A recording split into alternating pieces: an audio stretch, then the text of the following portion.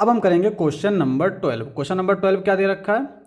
The number of arbitrary constant in the particular solution of differential equation of third order are. देखो, general solution और particular solution दोनों का नाम से पता चल रहा है। जनरल सॉल्यूशन मतलब जिसमें कांस्टेंट भी हो, जो जनरल सॉल्यूशन आ जाए, ठीक है, जिसका डिफरेंशियल करो तो वो डिफरेंशियल इक्वेशन को सेटिस्फाई करना चाहिए। पर्टिकुलर सॉल्यूशन जिसमें हमें कांस्टेंट की वैल्यू पता होनी चाहिए। एग्जांपल के लिए जैसे मान लो हमारा कोई डिफरेंशियल इक्वेशन दे रखी है इस तरह से, dy upon D X is equal to Y, मान लो इस तरह से दे रखी है। तो अगर इसका हम इंटीग्रेशन करें, यानी इसको अगर हम सॉल्व करें, तो d Y upon y is equal to d x, integration कर देंगे, कांस्टेंट आ जाएगा log y is equal to x plus सी।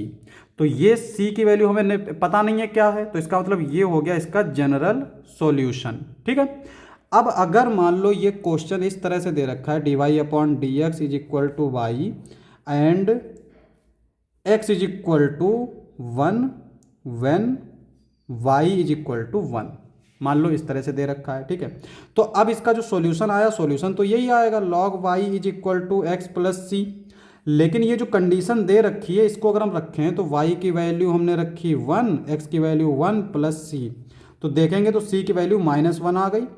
अब c की वैल्यू उठा के यहाँ रख दो, this implies that log y is equal to X minus 1। ये हो गया हमारा पर्टिकुलर सॉल्यूशन। ठीक है। देख सकते हैं यहाँ पे कोई कांस्टेंट नहीं है, यहाँ पे एक कांस्टेंट है।